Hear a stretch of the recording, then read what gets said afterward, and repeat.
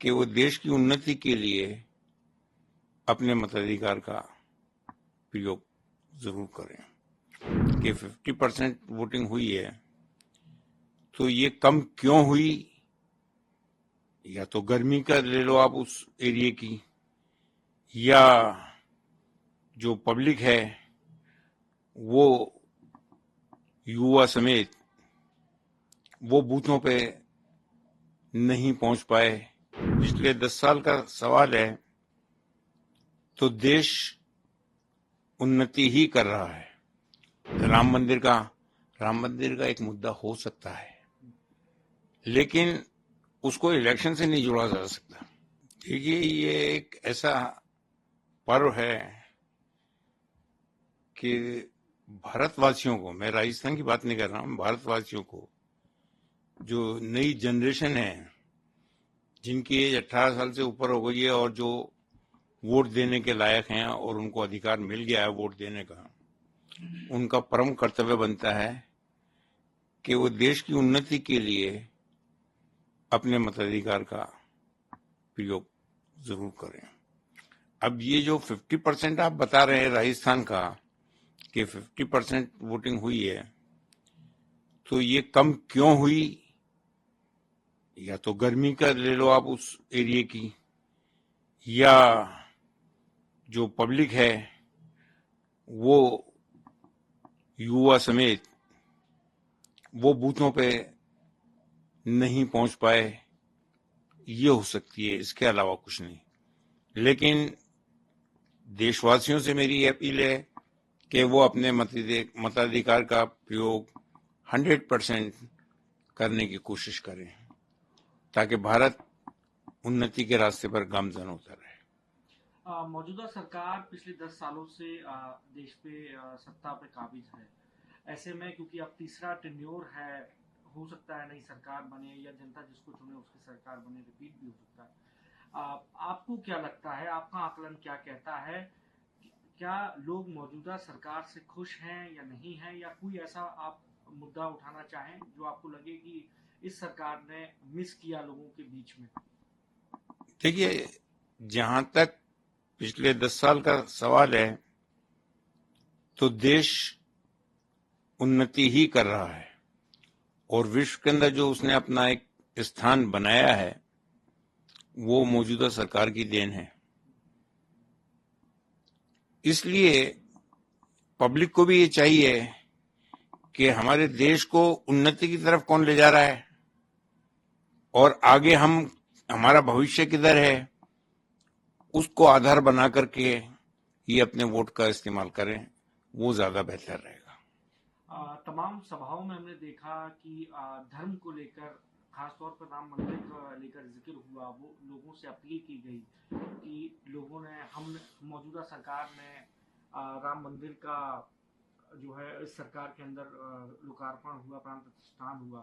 पिछली सरकार इस काम को लटकाती नहीं। आपको लगता है कि राम मंदिर एक महत्वपूर्ण मुद्दा रहा इस चुनाव के बीच में, और क्या धर्म की बात करना ठीक था इस चुनाव में, या कोई और मुद्दे भी उठाए जा सकते थे?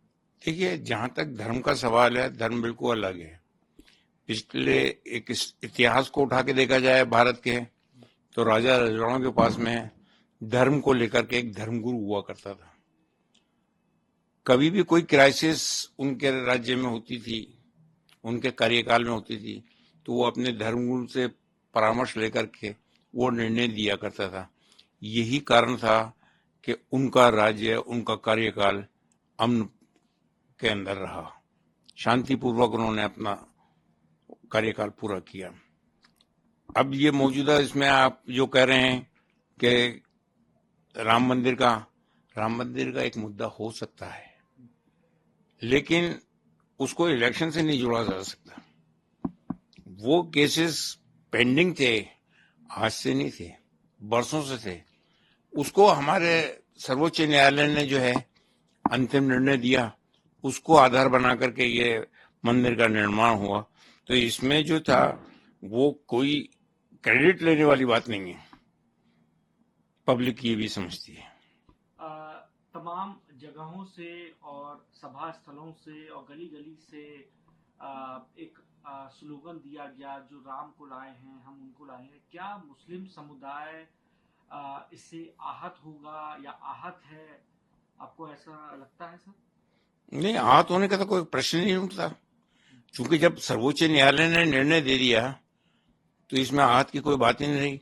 और ये उससे पहले से जब पेंडिंग था मैटर, तब कहते रहे कि हमेशा अदालत का निर्णय जो है वो स्वीकार होगा, कि वो देश की उन्नति के लिए अपने मताधिकार का प्रयोग जरूर करें। कि 50% वोटिंग हुई है तो ये कम क्यों हुई, या तो गर्मी का ले लो आप उस एरिया की, या जो पब्लिक है वो युवा समेत वो बूथों पे नहीं पहुंच पाए। पिछले 10 साल का सवाल है तो देश उन्नति ही कर रहा है।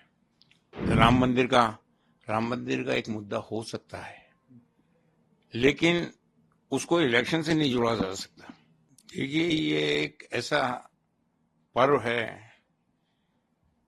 कि भारतवासियों को, मैं राजस्थान की बात नहीं कर रहा हूं, भारतवासियों को, जो नई जनरेशन है जिनकी एज 18 साल से ऊपर हो गई है और जो वोट देने के लायक हैं और उनको अधिकार मिल गया है वोट देने का, उनका परम कर्तव्य बनता है कि वो देश की उन्नति के लिए अपने मताधिकार का प्रयोग जरूर करें।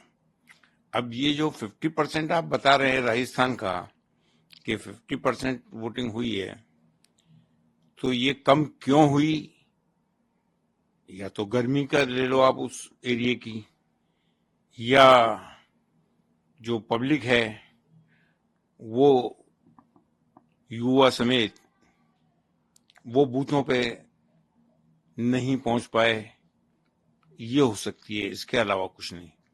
लेकिन देशवासियों से मेरी अपील है कि वो अपने मताधिकार का प्रयोग 100% करने की कोशिश करें, ताकि भारत उन्नति के रास्ते पर गामजन होता रहे।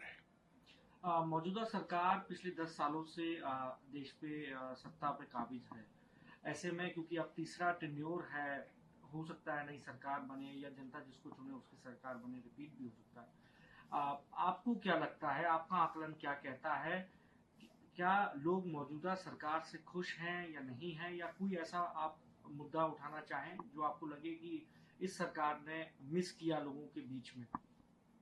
देखिए, जहां तक पिछले 10 साल का सवाल है तो देश उन्नति ही कर रहा है, और विश्व के अंदर जो उसने अपना एक स्थान बनाया है वो मौजूदा सरकार की देन है।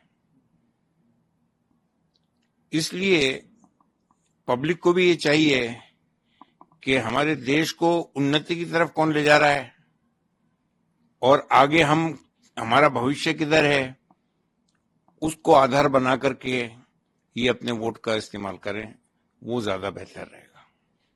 तमाम सभाओं में हमने देखा कि धर्म को लेकर, खासतौर पर राम मंदिर को लेकर जिक्र हुआ, वो लोगों से अपील की गई कि लोगों ने, हम मौजूदा सरकार ने राम मंदिर का जो है इस सरकार के अंदर लोकार्पण हुआ, प्राण प्रतिष्ठान हुआ। पिछली सरकार इस काम को लटकाती नहीं। आपको लगता है कि राम मंदिर एक महत्वपूर्ण मुद्दा रहा इस चुनाव के बीच में, और क्या धर्म की बात करना ठीक था इस चुनाव में, या कोई और मुद्दे भी उठाए जा सकते हैं? देखिए, जहां तक धर्म का सवाल है, धर्म बिल्कुल अलग है। पिछले एक इतिहास को उठा के देखा जाए भारत के, तो राजा रजवाड़ों के पास में धर्म को लेकर के एक धर्मगुरु हुआ करता था। कभी भी कोई क्राइसिस उनके राज्य में होती थी, उनके कार्यकाल में होती थी, तो वो अपने धर्मगुरु से परामर्श लेकर के वो निर्णय दिया करता था। यही कारण था कि उनका राज्य, उनका कार्यकाल अमन के अंदर रहा, शांतिपूर्वक उन्होंने अपना कार्यकाल पूरा किया। अब ये मौजूदा इसमें आप जो कह रहे हैं कि राम मंदिर का एक मुद्दा हो सकता है, लेकिन उसको इलेक्शन से नहीं जोड़ा जा सकता। वो केसेस पेंडिंग थे, आज से नहीं थे। वर्षों से थे, उसको हमारे सर्वोच्च न्यायालय ने जो है अंतिम निर्णय दिया, उसको आधार बना करके ये मंदिर का निर्माण हुआ। तो इसमें जो था वो कोई क्रेडिट लेने वाली बात नहीं है, पब्लिक ये भी समझती है। तमाम जगहों से और सभा स्थलों से और गली गली से एक स्लोगन दिया गया, जो राम को लाए हैं हम उनको लाए हैं। क्या मुस्लिम समुदाय इससे आहत होगा या आहत है, आपको ऐसा लगता है सर? नहीं, आहत होने का तो कोई प्रश्न नहीं उठता, क्योंकि जब सर्वोच्च न्यायालय ने निर्णय दे दिया तो इसमें आहत की कोई बात ही नहीं रही।